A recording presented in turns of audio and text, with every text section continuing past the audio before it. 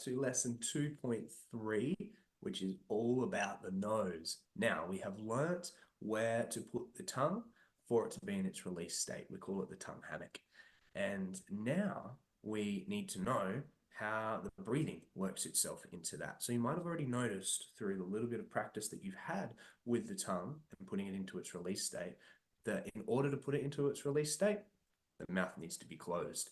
Now, this is really important when we're talking about breathing. I've been a mouth breather for the majority of my life. I've had very severe asthma for most of my life, sinus issues and problems throughout my whole life. This has been part of the process I've gone through to basically eliminate that. Now, of course, that's never going to be the case for every single person, but these practices are a really good foundation to being able to bring yourself back to a point of fully breathing in a way that's sending eustress messages to the brain.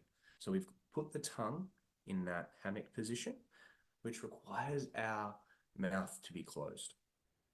And if we think of breathing patterns that are distressing, so breathing patterns that are sending distress messages to the brain, most of those breathing patterns are through the mouth. That's because the body is trying to get as much oxygen in as possible because it thinks it needs more energy for a really quick bang. It's part of being in survival mode, fight, flight, freeze, or nest. And we know what this looks like. If we're nervous, it's quick, short, sharp breaths. If we're upset, it can be longer breaths, but still really shallow and still in through the mouth. One of the biggest indicators that someone is upset or in a state of distress is the way that they're breathing. We pick up so much around people's breathing patterns, and it's almost unconsciously, which is ironic because we take the breath for granted. Now, we know that the emotional state can change your breathing pattern, but the flip side of that is also true. Our breath or our breathing pattern can change our emotional state. And now we know how, because our breathing pattern can be sending messages of eustress to the brain. And if the brain is getting eustress messages, it's going to release the chemicals that are connected to those eustress messages. Instead of releasing a cortisol and adrenaline attached to distress messages, it's going to start releasing things like oxytocin, dopamine, endorphins, all of these things that are connected to eustress messages. And again, it depends on the environment. It depends on the type of eustress. And again, we're speaking generally. But what we really want to understand is that our breath, the pattern of breath that we're using is this fundamental piece of the puzzle when we're talking about sending eustress messages. And any time that gets a little bit muddy for you, or you start forgetting all these little pieces, just come back to the fact that when you're upset, you breathe in a way that you don't normally breathe. And the breath, especially when we're crying, our breath is something that comes to the forefront. So the other side of the coin exists as well, where I can use my breathing pattern to flip or change my emotional state. And the way that that happens is through the breath, sending different quality messages, sending messages of eustress. So now that we've already closed our mouth because our tongue is in its resting state, we're already halfway there because we want to breathe in through the nose. And when we think of someone who is calm, or when you think to a time where you've been grounded and in control, and if you could remember how you were breathing, it would most likely be in through the nose. Now, the science behind this is incredible.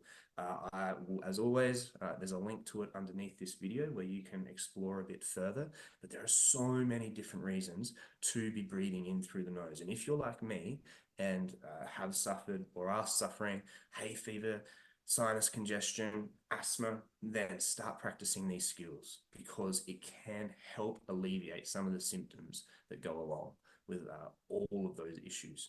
So just keep practicing, start adding a little bit of consistency. And as always, this is not instead of any medication. This is just something to keep practicing, and you'll be able to feel the difference with the more that you practice. So mouth is closed, and now we've got no other choice but to breathe through the nose, which is a great thing. The number one thing that we all get wrong, I guess, when we think about breathing through the nose, is that we imagine that we're sucking air up towards the forehead. I'm breathing in, and that air is coming up towards the front part of the brain. But if you look at the anatomy of our nasal passageways, they don't travel up, they actually travel back, and they sort of bend, curve down into the throat. So the first thing that we can do when we're breathing through the nose is just become aware that the breath isn't traveling up. The breath is actually traveling back towards the middle of the face and then curving gently down our throat. And this requires some awareness, aka mindfulness. It requires you to be aware, it requires you to be mindful of where the breath is going and how it's feeling. And already, this is a different quality message to the brain. This is why mindfulness is so important. Awareness is so important because it starts changing the quality of messages. You're no longer focused on all the extraordinary amount of information that's been pumped into you outside in. You're now starting to become more aware, more mindful of what is happening internally. And that starts triggering very different different messages, which are messages of eustress. So when we start breathing in through the nose, we want to feel and become more aware that it's traveling to the middle of the mind, the middle of the brain, or middle of the face, whatever languages resonates with you more, and it's curving down the throat. And you have to slow it down in order to do that. You have to slow the breathing pattern down. And why is that important? Because a eustress breath, a person breathing in a state of eustress, is breathing slowly. Someone who's feeling great, someone who's enjoying the moment, someone who's taking it all in. You'll have done it yourself thousands of times throughout your life. Just notice when you've gone, and it's just that big sighing breath that feels great. And it's a byproduct of you being in that emotional state. So all we're doing is we're recreating that. We're recreating the breathing pattern so we can trigger that same emotional state. So being able to slow that breath down, just by being aware that it's traveling into the middle of the face. And it curves down into the throat. And then, where does it go? It's traveling down into the lungs. And this takes us to lesson 2.4, the lungs. Because again, this is another part that we tend to just not give too much thought to when we're thinking about the breath. And that's just because we take the breath for granted. So we are slowing that breathing down through the nose. And again, if you're congested, if you're not able to breathe through your nose at the moment, keep practicing. That was me 5 years ago. I can breathe through my nose now on a day-to-day, regular basis. Okay, it is just about practice, and it's just about in the same way we think about strength building. Okay, this is exactly the same thing. It's just a matter of staying consistent and practicing. And you'll notice that if you slow down your breath, it's almost like water is able to get through any small crack in its way and find it and trickle through it and drip out the other side. It's the same with the breath and congestion. The breath is able to find those little cracks in the congestion, and so it can continue to flow on the other side. And the more you teach the body, no, we can be congested, but that we don't have to rely on an open mouth to breathe, then the body starts listening to that learning. It starts teaching itself that another way of breathing. It happens over time. It happens slowly, but it's amazing. And it's one of the reasons why I love practicing meditation and exercising my focus. And we aren't even into meditation yet. We're just into the skills that we use beforehand to get the best out of it. And that is why this always excites me. So one last little recap. We are putting the tongue in its resting state, putting it in that hammock. If we need a little bit of a reminder around what that means and how to do it, we can go back to lesson 2.2. Then we are breathing in through the nose. We're imagining, we're feeling, we're not imagining because this is where it's going. The breath is traveling not up, but horizontally into the middle of the face as it curves down the throat. And we know that when we breathe in through the nose, we're already sending eustress messages to the brain. And there's so many different things happening. One of the amazing things is about inhaling in through the nose is that we have nasal hairs for a reason. And one of those reasons is to filter out the air as we breathe it in. So all those allergens that are in the air, the nasal hairs start to filter them out so that when the breath is drawn in to the lungs, there is less work to do in terms of drawing the oxygen out. So it makes the whole process more efficient just by that first little sniff of breath through the nose, just by that little change, mouth versus nose. And you can imagine if we're breathing through the mouth all the time, all that's pouring into the mouth, all those allergens, there's no filtering process, and it's a very short, it's a much shorter way to travel. So that's why it's a quick breath. And the nasal passageways are longer and thinner, which straight away start sending different messages to the brain. They start sending eustress messages to the brain, because if I'm calm, I'm breathing slowly, I'm breathing deeply, I'm breathing steadily.